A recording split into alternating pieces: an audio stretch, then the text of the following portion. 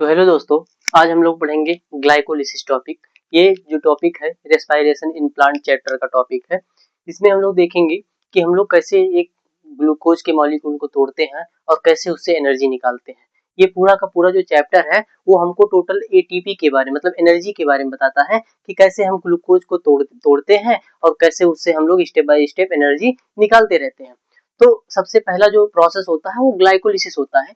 तो देखो ग्लाइकोलिसिस जो टर्म है वो अपने आप में ही बता रहा है कि ग्लाइको मतलब होता है शुगर और लिसिस मतलब होता है ब्रेकडाउन। मतलब शुगर का या ग्लूकोज का, यहाँ पे ग्लूकोज ही लिख लो, ग्लाइको मतलब ग्लूकोज, शुगर भी लिख लो तो कोई दिक्कत नहीं है, लेकिन अगर हम ग्लूकोज लिख लें यहाँ पे ग्लूकोज, तो ग्लूकोज के ब्रेकडाउन को हम लोग क्या बोलते हैं, ग्लाइकोलिसिस। अब ये हमारे बॉडी में क्यों जरूरत होती है ग्लाइकोलिसिस का, मतलब हम लोग ग्लूकोज का ब्रेकडाउन क्यों कर रहे हैं, इस चीज पे हम लोग देखेंगे।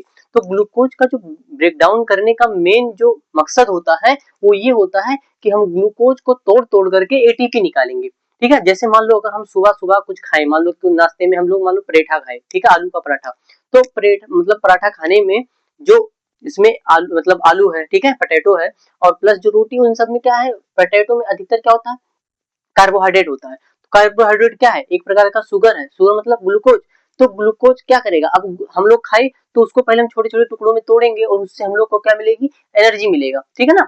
तो अगर मान लो हमारे बॉडी में ये ना हो, मतलब अगर जैसे क्या होगा, अगर हम लोग एनर्जी पा रहे हैं तो एनर्जी किस लिए पा रहे हैं, क्योंकि हमको कोई ना कोई काम करना है, तो हम काम करने के लिए एनर्जी ले रहे हैं। अगर कोई आदमी काम नहीं कर रहा है ज्यादा, ठीक है, और वो केवल खाते जा रहा है, खाना खा रहा है लेकिन काम कुछ नहीं कर रहा है, मतलब वो क्या कर रहा है, एटीपी तो उसके अंदर बन रही है लेकिन उसका वो यूज नहीं कर पा रहा है, ठीक है, तो वो यूज नहीं कर पाएगा।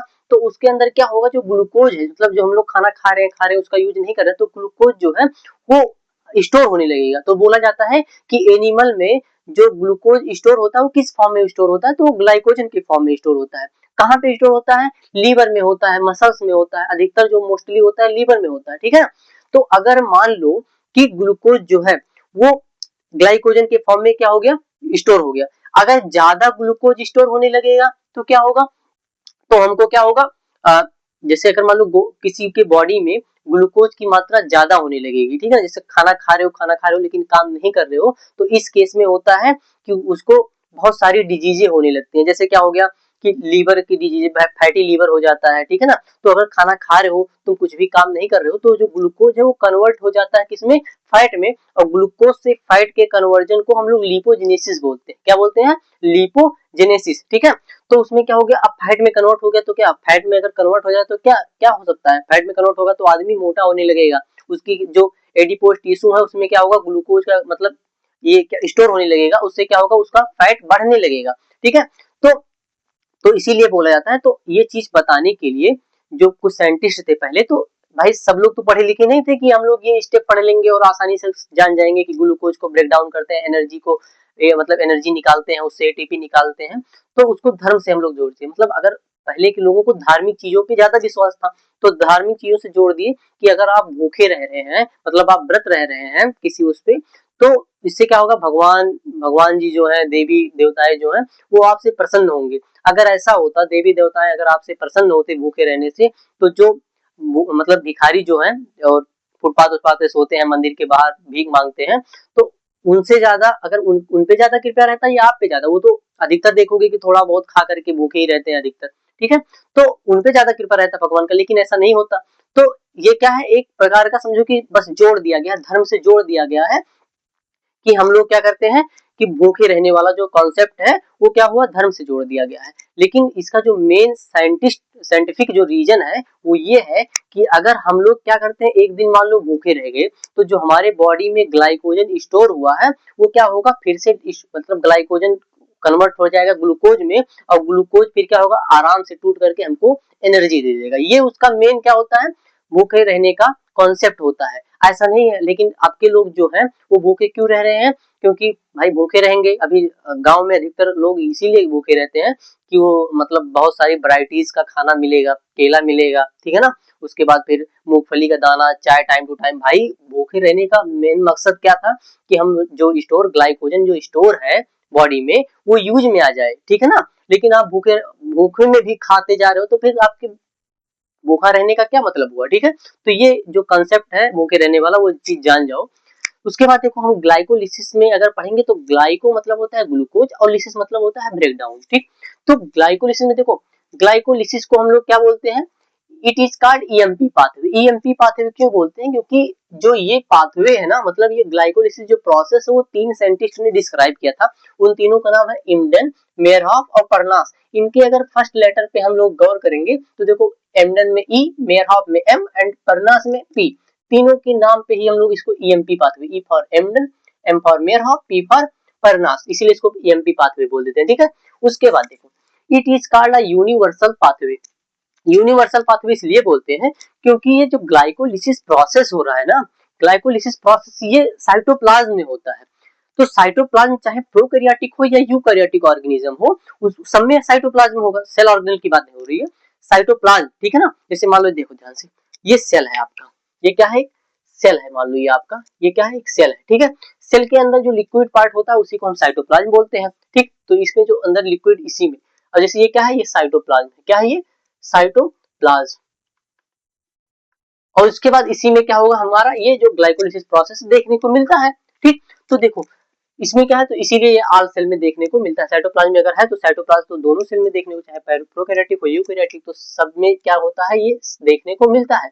It occur without the use of oxygen, मतलब जो ग्लाइकोलिसिस है वो ग्लाइकोलिसिस प्रोसेस कराने के लिए हमको ऑक्सीजन की जरूरत नहीं पड़ती। और जब ऑक्सीजन की जरूरत हमको नहीं पड़ेगी, मतलब ये प्रोसेस करने के लिए जब ऑक्सीजन की जरूरत नहीं पड़ेगी, तो क्या होगा, देखो, तो चाहे एरोबिक ऑर्गेनिज्म हो या एनाएरोबिक ऑर्गेनिज्म हो, दोनों के दोनों ये प्रोसेस कर सकते हैं। समझ में आया कि नहीं समझ में आया। एनाएरोबिक का मतलब हो गया जिसको, मतलब जिसको रेस्पिरेशन करने के लिए, मतलब इनको ऑक्सीजन की जरूरत ना पड़ती हो। उसके बाद देखो एनएरोब्स जो होते हैं, उनमें क्या होगा, ग्लाइकोलिसिस एक ओनली मेथड होता है रेस्पिरेशन का।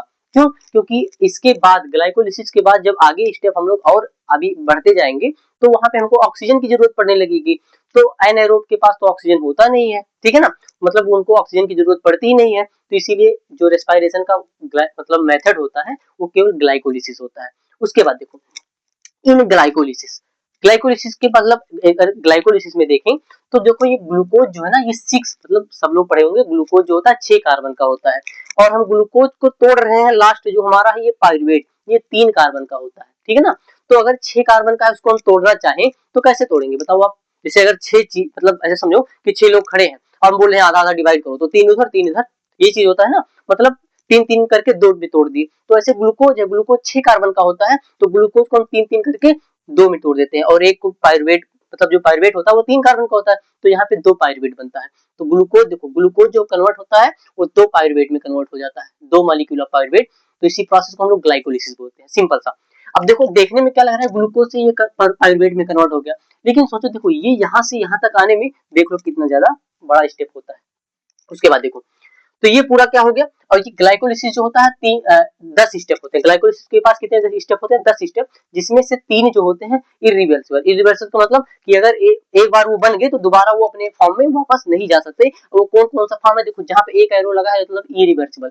जब ग्लूकोज से ग्लूकोज 6 फॉस्फेट में, उसके बाद फिर फ्रक्टोज 6 फॉस्फेट से फ्रक्टोज 1, 6 फॉस्फेट में, और एक कहां पे है, फास्फोइनॉल पाइरुवेट से पाइरुवेट में। ये तीनों स्टेप क्या है, ये इरिवर्सिबल है। समझ में आया कि नहीं। उसके बाद देखो ध्यान से, अब क्या होगा, अब ग्लूकोज देखो मेन हमारा क्या है, पाइरुवेट बनाना, 2 मॉलिक्यूल पाइरुवेट बनाना। तो ग्लूकोज जो होता है 6 कार्बन का होता है, कितने कार्बन का होता है, 6 कार्बन का। यहाँ पे हम बना दे रहे हैं, जैसे मान लो ये 6 कार्बन का हो गया, 6 कार्बन, ठीक है। अब ग्लूकोज जो होता है, ये ग्लूकोज कन्वर्ट हो रहा है ग्लूकोज 6 फॉस्फेट में।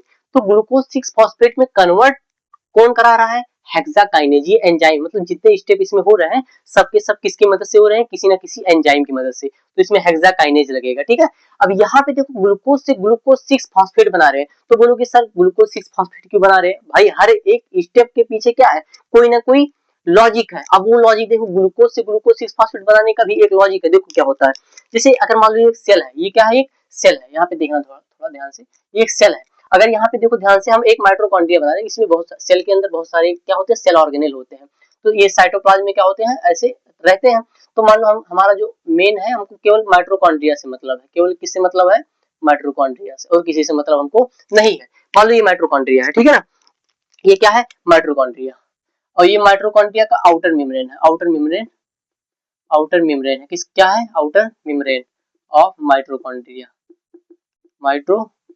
ठीक है। उसके बाद ये क्या है, inner membrane of mitochondria, inner membrane of mitochondria, ठीक है। उसके बाद देखो, अब ये क्या है, ये मैट्रिक्स है, ये क्या दिख रहा है आपको, मैट्रिक्स दिख रहा है, यहाँ पे देख थोड़ा सा जगह क्योंकि यहाँ पे नहीं है, मैट्रिक्स, ठीक है ना, वो भी माइटोकॉन्ड्रिया का मैट्रिक्स है। और ये क्या है, सेल है, साइटोप्लाज्म है। अब जैसे मान लो यहाँ पे क्या है, ग्लूकोज है, बाहर जैसे सेल के बाहर ग्लूकोज आ गया है, आपका ग्लूकोज आ गया है यहाँ पे। अब ग्लूकोज को हमको अंदर लाना है, तो हमने क्या होगा, जो ये सेल होता है, सेल मेम्ब्रेन जो होता है, तो cell membrane lipid bilayer का बना होता है, मतलब उसमें क्या होते हैं, लिपिड के 2 लेयर होते हैं, बाई लेयर इसीलिए उसका नाम पड़ा। तो ये पढ़े होगी आपने, लिपिड बाई लेयर, जैसे प्लाज्मा मेम्ब्रेन का ऐसे होता है ना, ऐसे ऐसे दिख रहा है ना, ऐसे आदमी नहीं बना रहा हूँ भाई, ये लिपिड बाई लेयर का ऐसे स्ट्रक्चर होता है, ठीक है। तो देखो ध्यान से, अब ये ऐसे होता है, तो इसके अंदर हमको ग्लूकोज को लाना है, तो हम आसानी से ले आएंगे। क्यों ले आएंगे आसानी से, क्योंकि ग्लूकोज जो होता है वो न्यूट्रल होता है, और न्यूट्रल चीज आसानी से अंदर आ सकता है और अंदर से आसानी से बाहर जा सकता है। दिक्कत कहाँ से आती है, अगर कोई पॉजिटिव चार्ज या नेगेटिव चार्ज हम अंदर लाते हैं तो वो आसानी से नहीं आएगा, ठीक। और उसको अगर यहाँ से अगर अंदर से बाहर लेके जाए तब भी वो आसानी से बाहर नहीं जाएगा।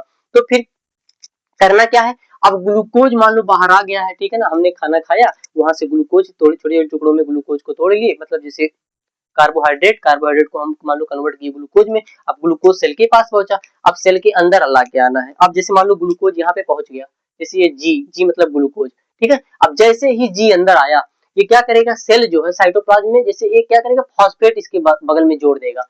क्यों फॉस्फेट ग्रुप जोड़ देगा, क्योंकि ये जो फॉस्फेट ग्रुप लग रहा है ना, ग्लूकोज से ग्लूकोज 6 फॉस्फेट बन रहा है, वो फॉस्फेट क्या होता है, फॉस्फेट जो होता है वो होता है PO4 नेगेटिव, ये ग्रुप मतलब इस पे नेगेटिव चार्ज होता है, फॉस्फेट क्या होता है, नेगेटिव चार्ज होता है। तो जैसे ही ये ग्लूकोज अंदर आया, अब इस पे क्या हो गया, फॉस्फेट ग्रुप लग गया, और फॉस्फेट ग्रुप लगने की वजह से ये पूरा का पूरा जो मॉलिक्यूल है वो नेगेटिव चार्ज हो जाएगा। अब क्या मैंने क्या बोला था कि नेगेटिव चार्ज आसानी से बाहर नहीं जा सकता, समझ में आया कि नहीं।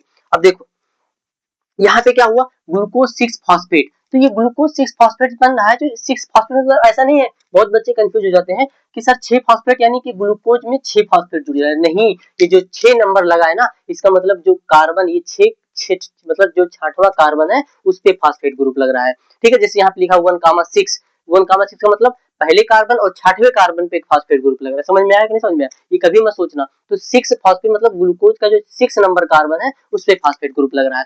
तो जैसे मान लो, ध्यान देना, जैसे मान लो 6 कार्बन है, 1 2 3 4 5, ये 6, ऐसे यहाँ पे भी, तो जब जब यहाँ से ये कन्वर्ट होगा तो यहाँ पे बगल में ऐसे फॉस्फेट ग्रुप जोड़ देंगे, ऐसे 6वें नंबर पे ये होता है, ठीक है ना।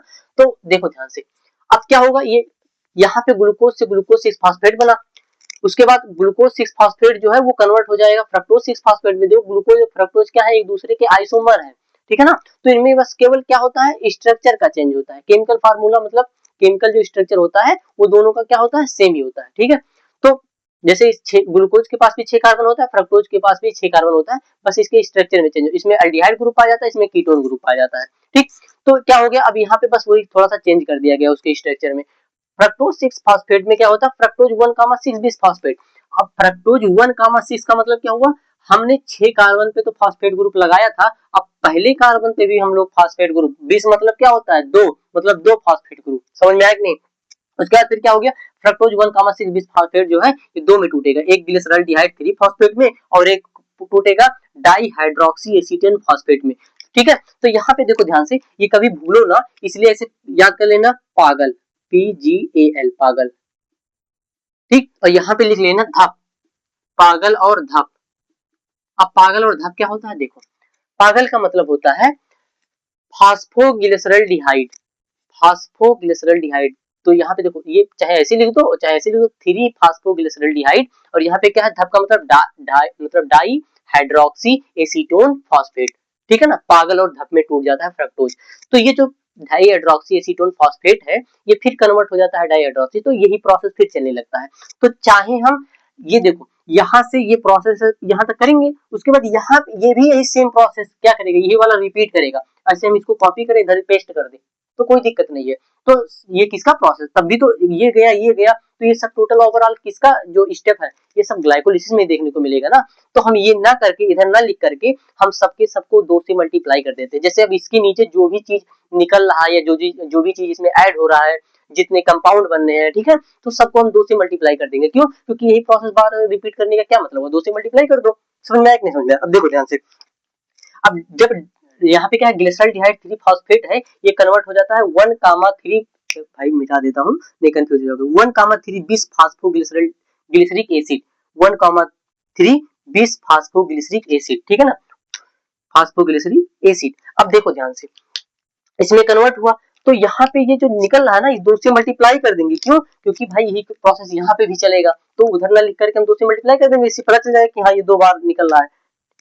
अब यहाँ पे देखो, यहाँ पे एक Na, इस प्रोसेस में क्या हुआ कि एक NAD प्लस जो है वो कन्वर्ट हो जा रहा है NADH प्लस H प्लस में, दिख रहा है ना।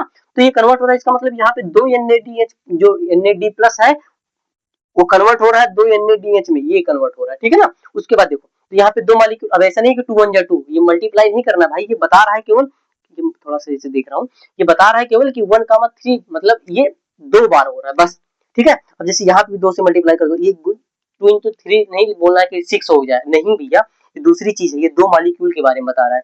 फिर देखो, ये जब 1,3 बिस फास्फोग्लिसरिक एसिड है, ये कन्वर्ट हो जाएगा 3 फास्फोग्लिसरिक एसिड। अब देखो यहाँ पे 20 फास्फोग्लिसरिक एसिड था, मतलब 2 फास्फेट ग्रुप लगे थे, और यहाँ पे केवल एक फास्फेट ग्रुप, 3 फास्फो, मतलब एक कार्बन वाला जो फास्फेट ग्रुप लगा था उसको हटा दे रहे हैं, ठीक है ना। उसके बाद देखो, फिर यहाँ फास्फेट ग्रुप निकल रहा है, फिर यहाँ पे 3 फास्फोग्लिसरिक एसिड कन्वर्ट होगा 2 फास्फोग्लिसरिक एसिड में, और उसके बाद ये कन्वर्ट होगा फास्फोइनॉल पायरुवेट में, और यहाँ पे कन्वर्ट होगा पायरुवेट में। तो सबको 2 से मल्टीप्लाई कर देंगे हम लोग।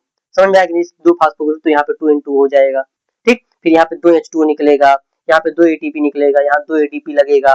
उसके बाद यहाँ पे 2 मॉलिक्यूल ऑफ फास्फोइनॉल पायरुवेट, यहाँ 2 ATP, यहाँ 2 ATP, यहाँ पे 2 मॉलिक्यूल, भाई ये देख लो ऊपर लिखा है, ग्लूकोज जो कन्वर्ट होता है 2 मॉलिक्यूल ऑफ पायरुवेट में कन्वर्ट होता है। समझ में आया कि नहीं? अब देखो ध्यान से, कहाँ कहाँ एटीपी लग रहा है, एक इसको हम लोग कंसेप्ट से समझते हैं, ठीक है। जैसे देखो ग्लूकोज 6, जब यहाँ पे ग्लूकोज 6 फॉस्फेट, यानी कि हम लोग एक फॉस्फेट ग्रुप ऐड कर रहे हैं, और जहां पे भी कहीं पे भी अगर फॉस्फेट ग्रुप ऐड हो रहा है, इसका मतलब हमें एनर्जी उसको देनी पड़ी है, उल्टा देना पड़ा है, ठीक है ना। जैसे हम इसका क्या कर रहे हैं, ग्लाइकोलिसिस को हम लोग इसलिए कर रहे हैं क्योंकि ग्लाइकोलिसिस जब होगा, ग्लूकोज का हम ब्रेक डाउन कर रहे हैं एटीपी पाने के लिए, ठीक है ना। जैसे अगर तुम क्या कर रहे हो, खेत में कोई चीज, अगर मान लो किसी चीज का खेती कर रहे हो, तो पहले हमको कुछ लागत लगाना पड़ेगा ना, फिर जाकर के हमको बाद में फिर हमको मिलेगा। अब इसमें भी यही है कि हम भाई इसका ब्रेक डाउन कर रहे हैं, लेकिन हमको काम शुरू करने से पहले कुछ एनर्जी देनी पड़ेगी। तो यहाँ देखो एटीपी एडेनोसिन ट्राइफॉस्फेट, मतलब एनर्जी उसको दे रहे हैं, वो टूट रहा है एडीपी में। एटीपी हमको बनाना था, लेकिन यहाँ एटीपी तो खुद टूट रहा है, और टूट रहा है तो एडीपी प्लस इनऑर्गेनिक फॉस्फेट, तो ये जो पी है ना फॉस्फेट, ये आकर के यहाँ पे जुड़ जाता है ग्लूकोज से, तो ये बना लेता है ग्लूकोज 6 फॉस्फेट। तो एक चीज यहाँ पे याद रखना, अभी तुम्हारा पूरा एटीपी का कॉन्सेप्ट ही क्लियर हो जाएगा। तो याद करने वाली चीज ये है कि जैसे फ्रक्टोज 6 फॉस्फेट है, जहाँ पे फॉस्फेट ग्रुप ऐड हो रहा है, इसका मतलब वो एटीपी टूटा है, और जहां से फॉस्फेट ग्रुप निकल रहा है, उसका मतलब वहां पे एटीपी बन रहा है। तो देखो यहाँ पे ग्लूकोज 6 फॉस्फेट, यहाँ फ्रक्टोज, यहाँ पे कोई अंतर नहीं है। यहाँ पे देखो फ्रक्टोज 1,6 बिस फॉस्फेट, इसका मतलब क्या हुआ कि यहाँ पे हम लोग एक फॉस्फेट ग्रुप और ऐड कर रहे हैं। तो अगर ग्रुप जैसे यहाँ 6 फॉस्फेट था, मतलब 6वें नंबर पे फॉस्फेट था, यहाँ पे एक और ऐड कर रहे हैं, इसका मतलब ये हुआ कि हम फिर एक फॉस्फेट निकालेंगे, और वो फॉस्फेट कहाँ से निकलेगा, एटीपी को हम लोग फिर तोड़ेंगे, तो एटीपी यहाँ पे देखो माइनस में चल रहा है। उसके बाद देखो फिर क्या होगा, फ्रक्टोज 1,6 बिस्फॉस्फेट, फिर ये टूट जाएगा। देखो अब ये 6 कार्बन का है भी फ्रक्टोज, फिर ये 3 कार्बन में इसमें टूट गया, और 3 कार्बन इसमें भी टूट गया, मतलब 3 कार्बन में 2 मॉलिक्यूल बन जाते हैं। उसके बाद देखो ये ग्लिसरॉल्डिहाइड 3 फॉस्फेट जो है, ये आगे बढ़ता रहेगा, फिर ये डाइहाइड्रोक्सी आइसोमर है, फिर ये इसमें बदल करके फिर ये प्रोसेस कर देगा, तो इसीलिए हम 2 से हर जगह मल्टीप्लाई कर देते हैं। अब जब ग्लिसरॉल्डिहाइड 3 फॉस्फेट बन गया, तो उसको देखो फिर वो किसमें, मतलब वो किसमें कन्वर्ट होगा, 1,3 बिस फास्फोग्लिसरिक एसिड। अब यहाँ पे देखो इस वाले प्रोसेस में क्या होगा, NAD प्लस जो है वो कन्वर्ट होगा NADH में कन्वर्ट होगा, किस में कन्वर्ट होगा, NADH में कन्वर्ट होगा। तो एक एक जैसे एक प्रोसेस में अगर ये एक बार हुआ, तो एक लगेगा, लेकिन ये इधर भी तो होगा, तो इसलिए हम 2 से मल्टीप्लाई इसके नीचे क्या करेंगे, 2 से हर जगह मल्टीप्लाई कर देंगे। तो यहाँ पे इसका मतलब 2 NAD प्लस जो है वो कन्वर्ट हो रहा है 2 NADH में। भी बताएंगे ये होता क्या है, ठीक है, अभी बस केवल इतना याद रखो। उसके बाद 1,3 जो बिस फास्फोग्लिसरिक एसिड है वो कन्वर्ट हो जा रहा है 3 फास्फोग्लिसरिक एसिड, किसमें कन्वर्ट हो जाए 3 फास्फोग्लिसरिक एसिड में। और यहाँ पे देखो 1,3 बिस था, मतलब 2 बार फॉस्फेट ग्रुप था, तो एक फॉस्फेट ग्रुप जब हट रहा है, तो जब मैंने क्या बताया था, जब फॉस्फेट ग्रुप निकलेगा तो एटीपी बना करके निकलेगा। तो वहां पे क्या एडीपी तो पड़ा हुआ था मतलब साइटोप्लाज्म में, तो वो जैसे ही यहाँ पे फॉस्फेट ग्रुप निकला, वो फॉस्फेट ग्रुप इसके साथ ऐड करके एडेनोसिन ट्राइफॉस्फेट बना। ये डाई फॉस्फेट था, इसके साथ एक फॉस्फेट मिल गया, डाई मतलब 2 और ट्राई मतलब 3, तो यानी 3 फॉस्फेट हो गया। कोई दिक्कत है नहीं। उसके बाद देखो अब ये जो एटीपी बन गया, फिर ये क्या बना 3 फास्फोग्लिसरिक एसिड, अब ये कन्वर्ट हो जाएगा फिर 2 फास्फोग्लिसरिक। अब इसमें कुछ नहीं, ये आइसोमर है एक दूसरे के, क्यों, क्योंकि 3 फास्फोग्लिसरिक एसिड मतलब जो फॉस्फेट ग्रुप है वो तीसरे नंबर पे है, मतलब कार्बन तीसरे कार्बन पे ऐड है। यहाँ पे क्या करते हैं फॉस्फेट ग्रुप को दूसरे नंबर पे, यानी कि बस केवल उसके स्ट्रक्चर में चेंज कर रहे हैं और कोई बदलाव इसमें नहीं कर रहे हैं, तो इसमें कुछ नहीं होगा। फिर यहाँ पे देखो तो जो 2 फास्फोग्लिसरिक एसिड मतलब 2 फास्फोग्लिसरिक एसिड वो कन्वर्ट हो रहा है फास्फोइनॉल पाइरुवेट में, और यहाँ पे क्या होगा, ये प्रोसेस में H2O निकलेगा, और जब ये फास्फोइनॉल पाइरुवेट है वो कन्वर्ट होगा पाइरुवेट में, यानी फास्फो ग्रुप जो है वो निकल रहा है, और फास्फो ग्रुप जब जब निकलेगा तब एटीपी बना करके निकलेगा, तो एडीपी प्लस फॉस्फेट वो बना लेगा फिर एटीपी। तो ये 2 बार हो रहा है, इसलिए 2 से हम लोग हर जगह पे क्या किए हैं मल्टीप्लाई कर दिए। समझ में आया कि नहीं समझ में आया।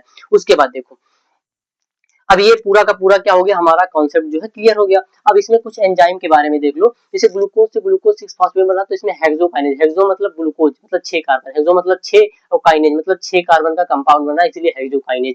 उसके बाद ये दूसरे से क्या है आइसोमर है, तो इसलिए आइसोमेरेज एंजाइम यहाँ पे आकर के ये मदद करेगा।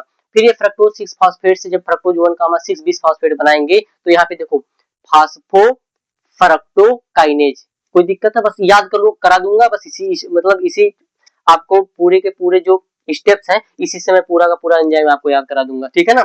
तो फ्रक्टो 6 फॉस्फेट जो देखो फास्फो फास्फो फ्रक्टोकाइनेज ये क्या करता है, रेट डिटरमाइनिंग एंजाइम। ये जो एंजाइम है ना ये पूरा पूरा रेट डिटरमाइन करता है कि कितना टाइम इसमें लगना चाहिए, ठीक है ना। उसके बाद देखो फ्रक्टोज 1,6 बिस फॉस्फेट में कन्वर्ट हो गया, फिर ये जो कन्वर्ट होगा ग्लिसरॉल्डिहाइड 3 फॉस्फेट में और ये डाइहाइड्रोक्सिल में, तो ये कौन सा आएगा एल्डोलेज, क्या होगा एल्डोलेज, ठीक है ना। एल्डोलेज समझ में आया कि नहीं, जैसे एल्डिहाइड यानी एल्डोलेज, ऐसे याद कर लेना एल्डिहाइड यानी एल्डोलेज। यहाँ पे कौन सा एंजाइम आएगा एल्डोलेज। उसके बाद ये दूसरों से क्या है आइसोमर है, तो आइसोमरेज एंजाइम आ जाएगा फिर से। फिर ये ग्लिसरॉल्डिहाइड 3 फॉस्फेट है, ये कन्वर्ट होगा किसमें 1,3 बिस फास्फोग्लिसरिक एसिड में, तो यहाँ पे कौन आएगा देखो ग्लिसरॉल्डिहाइड 3 फॉस्फेट काइनेज, तो ये यहाँ पे कौन सा एंजाइम है ग्लिसरॉल्डिहाइड 3 फॉस्फेट काइनेज। उसके बाद देखो 1,3 बिस फास्फोग्लिसरिक एसिड ये कन्वर्ट होगा जब 3 फास्फोग्लिसरिक, तो यहाँ पे कौन आएगा फास्फोग्लिसरिक, मतलब ये ग्लिसरिक एसिड को ग्लिसरेट भी बोल देते हैं, ठीक है ना। तो फास्फोग्लिसरेट काइनेज, काइनेज का मतलब होता है जैसे देखो किसी के लास्ट में एज लगा है वो एंजाइम होता है, देखो सब में क्या लगा एज एज एज एज पूरा लगा हुआ है, ठीक है। तो ये भी क्या है मतलब यहाँ पे क्या हो देखो फास्फो ग्लिसरेट, अब यहाँ ग्लिसरेट काइनेज, यानी कि ये जब बन गया, अब ये 3 फास्फोग्लिसरिक एसिड जब बना ये कन्वर्ट होगा 2 फास्फोग्लिसरिक एसिड, तो यहाँ पे देखो क्या हो रहा है आइसोमर हो रहा है, मतलब एक मतलब आइसोमर का मतलब क्या हो गया कि बस केवल स्ट्रक्चर में चेंज हो रहा है, तो यहाँ पे फास्फोग्लिसरेट वही। उसके बाद यहाँ पे क्या है म्यूटेज, मतलब म्यूटेशन हो रहा है, ठीक है म्यूटेज ऐसे बोल देते हैं, तो एज लगा ये भी एंजाइम है। 2 फास्फोग्लिसरिक एसिड कन्वर्ट हो रहा है फास्फोइनॉल पाइरुवेट में, तो यहाँ पे इनोलेज ऐसे बोल देना, क्योंकि इनॉल आ रहा है तो इनोलेज, इनॉल इनोलेज ऐसे, ठीक। उसके बाद फास्फोइनॉल पाइरुवेट, तो ये पाइरुवेट तो पाइरुवेट ही रहेगा पाइरुवेट, क्योंकि पाइरुवेट बन रहा है तो पाइरुवेट काइनेज, काइनेज का मतलब होता है सिंथेसिस। तो ये पूरा का पूरा हमारा स्टेप खत्म हो गया। अब थोड़ा सा देख लेते हैं जल्दी से कि जब ग्लूकोज अंदर आ गया, ठीक है ना, ये साइटोप्लाज्म में पूरा पूरा प्रोसेस होगा। उसके बाद जब ये फिर ये जब अगले स्टेप में जाएगा मतलब ये सब प्रोसेस होने के बाद मतलब यहाँ पे हमको क्या देखने को मिलेगा ग्लाइकोलिसिस जो प्रोसेस है वो यहाँ पे देखने को मिलेगा, ग्लाइकोलिसिस जो प्रोसेस है यहाँ पे देखने को मिलेगा। अब ग्लाइकोलिसिस के बाद जब यहाँ पाइरुवेट बन जाएगा मतलब ग्लूकोज से पाइरुवेट कन्वर्ट हो, यही तो है ग्लाइकोलिसिस। तो ग्लूकोज से जब पाइरुवेट बने तो ये पाइरुवेट फिर अंदर जाएगा मैट्रिक्स में, और मैट्रिक्स में फिर क्या यहाँ पे लिंक रिएक्शन होगा, और लिंक रिएक्शन से फिर क्या हो ये यहाँ पे क्रेब साइकिल देखने को मिलेगा। क्रेब साइकिल इसके अगले वाले लेक्चर में बताया जाएगा, ठीक है। तो ये हमारा क्या हो गया पूरा का पूरा स्टेप तैयार हो गया। अब थोड़ा सा देख लेते हैं कहाँ पे कितना कितना एटीपी निकला हुआ है, यहाँ पे देखो थोड़ा सा जल्दी जल्दी थोड़ा यहाँ पे देखो एटीपी लग रहा है, यहाँ पे एटीपी हम लोग को लग रहा है, यानी कि हम लोग यहाँ पे क्या हुआ -1 एटीपी। क्यों? क्योंकि भाई यहाँ पे एटीपी लग रहा है, ठीक है ना। यहाँ पे भी एटीपी लग रहा है, हम लोग को एटीपी खुद से देना पड़ रहा है, तो यहाँ पे भी -1 एटीपी। उसके बाद देखो यहाँ पे 2 NADH बन रहा है, तो +2 NADH यहाँ पे, +2 NADH। उसके बाद देखो यहाँ पे 2 एटीपी बन रहा है, तो यहाँ पे +2 एटीपी, ठीक है ना। इस स्टेप में 2 एटीपी यहाँ मिलेगा। उसके बाद देखो यहाँ पे भी 2 एटीपी बन रहा है, तो यहाँ पे +2 एटीपी। भाई हमको पानी से कोई मतलब नहीं है, क्यों? क्योंकि हमको मेन हमारा जो मकसद है वो क्या है, एटीपी बनाना। तो यहाँ पे क्या लिखोगे 2 एटी, कोई दिक्कत है? अरे थोड़ा फारसी में बन गया भाई, ठीक है ना। उसके बाद देखो तो ये पूरा हमारा प्रोसेस हो। अब देखते हैं net gain ATP in glycolysis में नेट गेन एटीपी हमको कितना मिला। तो देखो ग्लूकोज जो होता है, ग्लूकोज 6 फॉस्फेट में जब कन्वर्ट होता है, ग्लूकोज जो होता है ग्लूकोज 6 फॉस्फेट में जब कन्वर्ट होता है, तो हमको 1 एटीपी देनी पड़ती है, यानी कि -1 एटीपी यहाँ पे निकला। जल्दी जल्दी देखते जाओ, तो यहाँ पे क्या हो गया -1 एटीपी। फिर इस प्रोसेस में देखो जब फ्रक्टोज 6 फॉस्फेट कन्वर्ट होता है, फ्रक्टोज 1 कम, पीछे देखते रहो 6 फॉस्फेट में, तो यहाँ पे भी हमको 1 एटीपी क्या होगा, 1 एटीपी, -1 एटीपी होगा यहाँ पे। फिर देखो यहाँ से ग्लिसरॉल्डिहाइड 3 फॉस्फेट जो है, अरे फॉस्फेट होता है, ग्लिसरॉल्डिहाइड 3 फॉस्फेट, ये कन्वर्ट हो रहा है 1,3 फॉस्फोग्लिसरिक एसिड में, तो यहाँ पे क्या हो रहा है 2 NADH निकल रहा है, तो यहाँ पे क्या होगा +2 NADH, 2 NADH। उसके बाद देखो जब 1,3 बिस फॉस्फोग्लिसरिक एसिड कन्वर्ट हो रहा है 3 फॉस्फोग्लिसरिक, तो यहाँ पे +2 एटीपी भी निकलेगा, देखते जाओ भाई। फिर यहाँ पे भी देखो फास्फोइनॉल पायरुवेट जो कन्वर्ट होगा पायरुवेट, तो फिर यहाँ पे भी +2 एटीपी निकलेगा। पीछे देख लो, यहाँ पे पूरा स्टेप में केवल यहाँ पे ओवरव्यू दे रहा हूँ। अब देखो ध्यान से, तो यहाँ पे 2 एटीपी हमको देनी पड़ी थी और हमको 4 एटीपी, इसको भी छोड़ो, ये 4 एटीपी हमको मिला है। तो अगर कोई बोले नेट गेन एटीपी कितना मिला, तो नेट गेन क्या, 2 हमको खुद ही देना पड़ा था। अगर कोई बोले कि जैसे 2 एटीपी तुम पहले दिए थे, उसके बाद तुमने 4 वो दिया, तो इसका मतलब तुम्हें नेट कितना दिया, जैसे 2 रुपया तुम किसी को उधार दो और फिर तुमको मतलब वो तुमको 4 रुपया दे दे वापस, तो इसका मतलब तुम्हें कोई बोलेगा कि तुम कितने रुपए फायदे में हो, तो बोलोगे कि 2 ही रुपया तो फायदे में, पहले हम उसको 2 दे दिए थे, तो भाई पहले उसको तो बैलेंस करो।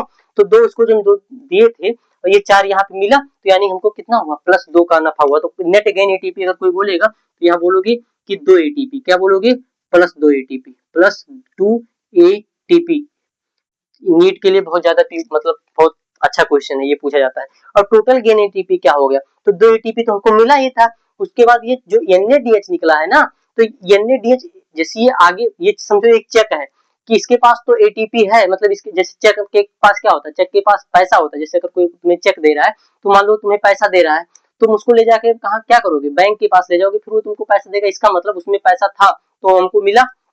तो ऐसे ही क्या होता है कि NADH के पास भी पैसा होता है, एटीपी होता है, लेकिन हमको दिखता नहीं है। तो इसको हम इलेक्ट्रॉन ट्रांसपोर्ट सिस्टम में ले जाएंगे, तो वहां पे हमको, जैसे हम लोग चेक को बैंक में ले जाते हैं, ऐसे NADH FADH ये सब जो निकलते हैं उसको हम ले जाते हैं इलेक्ट्रॉन ट्रांसपोर्ट सिस्टम में, वहां से हमको एटीपी निकल मिलती है। तो देखो, तो जो टोटल गेन एटीपी जो बोलेगा, तो 2 एटीपी तो हमको मिला था, थोड़ा बैठना पड़ेगा भाई नहीं तो लिख ही नहीं मिलेगा। 2 एटीपी तो मिला था और प्लस 2 NADH, 2 NAD ऐसे लिख दो कि 1 मिनट, प्लस 2 एटीपी और प्लस यहाँ एक NADH के पास 3 एटीपी होता, तो दो NADH निकला, तो यानी 6 एटीपी। तो 6 एटीपी यहाँ पे ऐड कर दो, और 6 एटीपी यानी कि यहाँ पे 2 NADH ये ब्रैकेट में लिख लेना, ठीक है ना, ये ब्रैकेट में लिख लेना कि इससे आया था। तो ये टोटल कितना आया 8 एटीपी। टोटल जो गेन हमको मिला वो कितना हुआ 8 एटीपी, ठीक है ना। तो याद रखना इसको। तो ये पूरा क्या जो ग्लाइकोलिसिस का जो पूरा का पूरा टॉपिक है, ये बहुत ज्यादा क्या है, लॉजिकल है। ऐसा नहीं कि थ्योरेटिकल है कि हम लोग याद कर सकते हैं, नहीं, इसको क्या करना पड़ेगा, हमको समझना पड़ेगा। और अगर यहाँ पे देखो सबका सब है कि ऐसा कुछ है ही नहीं कि यहाँ पे कोई चीज समझ में ना आया हो। अगर कोई चीज नहीं समझ में आया तो कमेंट सेक्शन में आप पूछ सकते हैं, उसका रिप्लाई तुरंत मिलेगा, ठीक है ना। मतलब हो सकता है कहीं पे बिजी हूँ तो 1-2 घंटे में रिप्लाई दे देंगे, लेकिन यह रिप्लाई मिलेगा, ठीक है। तो अगर किसी को कोई भी डाउट हो इससे रिलेटेड तो वो पूछ सकता है, ठीक।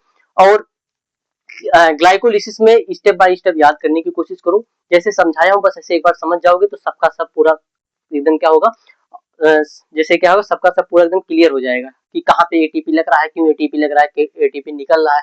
अब ये जो है टॉपिक जो है नीट के लिए तो है ही, नीट में तो पूछा ही जाता है। जैसे मान लो ये पूछ लिया कि बताओ कौन सा एंजाइम है जो डिटरमाइनिंग एंजाइम है, कहाँ पे एटीपी लग रहा है, कहाँ पे एटीपी निकल रहा है, कहाँ पे NADH किस स्टेप में बन रहा है, तो स्टेप दिया रहेगा। उसके बाद ये BSc first year, BSc second year, BSc third year में भी है। अभी थर्ड ईयर में हम लोग पेपर दिए थे बीएससी थर्ड ईयर में, तो उसमें ग्लाइकोलिसिस जो टॉपिक है बोल दिया था 10.5 नंबर में कि ग्लाइकोलिसिस को डिफाइन करो, डिटेल डिफाइन करो। तो क्या है, बस ये पूरा का पूरा। अरे भाई, हम जो है ना, हम मतलब बच्चे जो होते हैं ना, उनको अगर इतना पता है तो हमको लगता है एक किताब भी लिख सकते हैं, ठीक है ना, इतने से। तो हम लोग को तो केवल 4-5 पेज लिखना रहता है, मतलब 500 वर्ड में लिखना रहता है। तो क्या है, बस स्टेप बाय स्टेप जाते, एक बार इसको लिखो, पूरा डिफाइन करते चले जाओ, हो गया। कहाँ पे कौन सा एंजाइम लग रहा है, कितना एनएडीएच, कितना एफएडीएच, ठीक है। तो बस ये जो है BSc first year, second year, third year के लिए तो है ही। उसके बाद नीट के लिए और क्लास 11th में तो ये तो है ही, ठीक है ना, 11th का टॉपिक तो है ही। तो इसलिए अब इसके बाद जो अगला चैप्टर है, मतलब चैप्टर क्या, इसका अगला जो टॉपिक है वो ये है कि इसके बारे में, लिंक रिएक्शन और क्रेब्स साइकिल के बारे में, ठीक है। तो एक ही लेक्चर में उसको हम लोग क्या करेंगे, लपेटने की कोशिश करेंगे। तो बस इतना थोड़ा सा ध्यान दे दूं कि ग्लूकोज जो होता है 6 कार्बन का होता है, ये भी